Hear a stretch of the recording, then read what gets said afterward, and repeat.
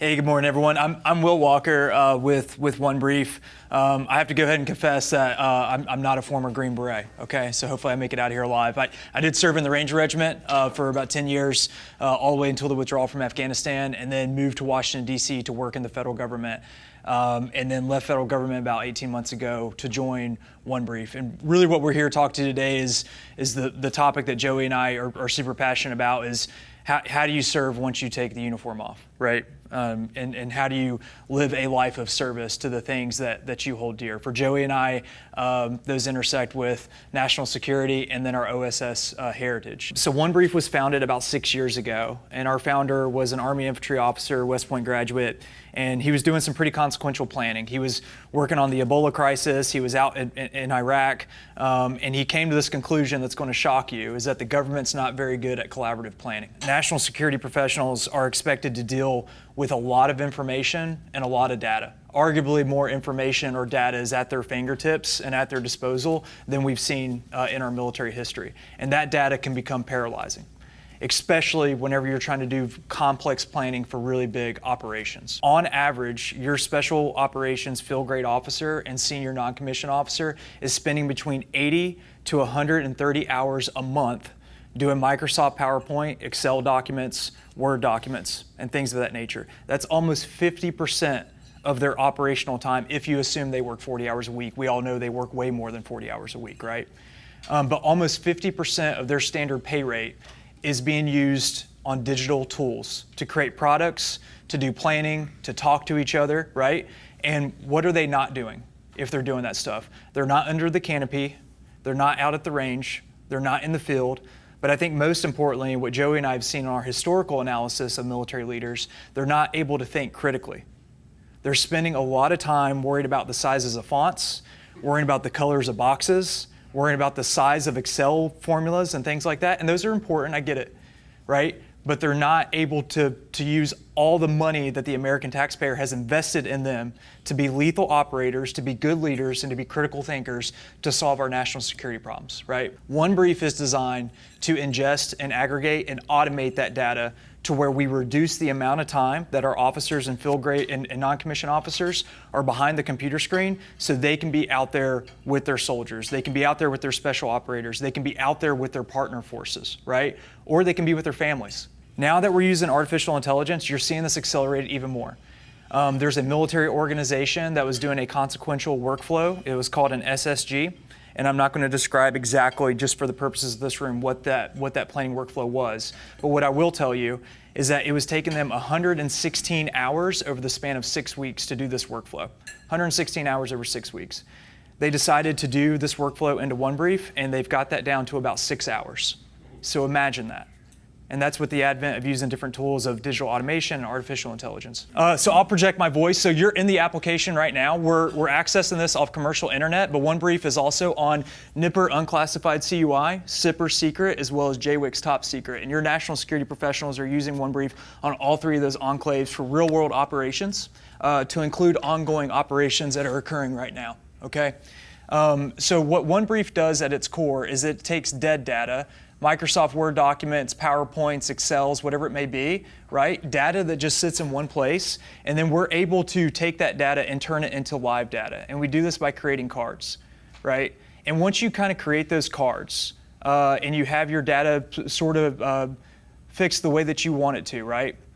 You're able to overlay those cards in hundreds of different places. If I was to click on one card here, you'll see this card is synchronized in 7 different products. I've seen cards that are synchronized in 250 different products, meaning if I make a change or an update to that piece of data, that could be an MGRS grid, that could be a dwell time for a UAV drone, that could be a name, composition, disposition of a unit, that could be an enemy intelligence report. If I make a change or an update to that data, it updates everywhere that card exists. It'll update in other documents, it'll update in synchronization matrices, it'll update onto maps. So if you needed to change the name of the Department of Defense to the Department of War, you could do it in one place in Onebrief, and it would proliferate everywhere, right? That's sort of the idea. The thing that's important here is that this isn't just a snip. This isn't a copy and paste. That's live data. If I was to click into this map as an example, and I wanted to change the location of something, like let's take our UAV here, and I'm just going to move it over here to the east side of the screen. I'm going to go back into that same slide, and you'll notice that the UAV changed onto the slide, right? And I know that just seems like a little quick parlor trick, but our national security professionals are spending a lot of time updating products to brief decision makers at the national security policy level, at the general officer and flag officer level, right? They're spending a lot of time, but we're automating all this. They can change a location of something, a description of something in one place, and it exists everywhere and updates everywhere. You can do the same thing with synchronization matrices. You know, even if you look at Operation Overlord and the sync matrix that they had to create just for that operation and how complex that was, I'm pretty sure they didn't have to replicate as many copies as we're expected to do nowadays for simple operations, but these things are really detailed. But in Onebrief, these are still cards. These are those same data points that I was showing you before. And I'm going to give you an example of our audit trail for, let's say, a task organization. So the issue with the collaboration environment that you're kind of illuminating right now is that if I had 50 people working on this task organization, there's actually a risk that I can create a very poor product, right? And so what we do to make sure that collaboration doesn't get out of control is two mechanisms. One, it's planning permissions. So this is the planning team for this plan. This is just a demo. Typically you have hundreds to thousands of folks. They have different permissions. They have reader, editor, and administrator. So only certain professionals are able to make updates to a plan, right? And those can change throughout. The other thing that we can do is our audit trail. So every change and update that's ever been made to this task organization is captured here. Who changed it, what they changed, when they changed, why they changed. But most importantly, you can see what it impacted. So a change that I made 2 months ago on the Blue Force task organization impacted 8 different products. So not only do I know that I messed this up potentially, but I touched 8 other things. But most importantly, to your point, I can always revert. So if Bill had really good intentions, but Sue actually had the better idea, we can revert back to Sue's copy at any time. And then the last thing is artificial intelligence assist. So there's a lot of hype about AI right now, and I don't try to pretend that we have the best artificial intelligence assist, but our AI assist can actually take about 2 Harry Potter's book of data at one time, and you can drag and drop it into your artificial intelligence assist. So I'm going to feed it our commander's intent, and then I'm going to feed it our validation exercise executive director's intent, and then I'm going to give it all of our inject guidance of how we're doing this exercise.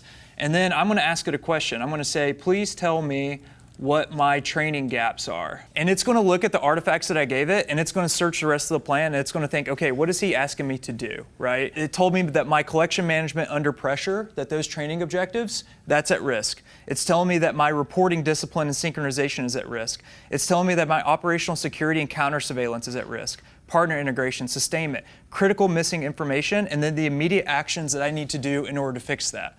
Now, AI doesn't solve all the problems, right? We still need humans in the loop, and we need critical thinkers, but this is a start point, right?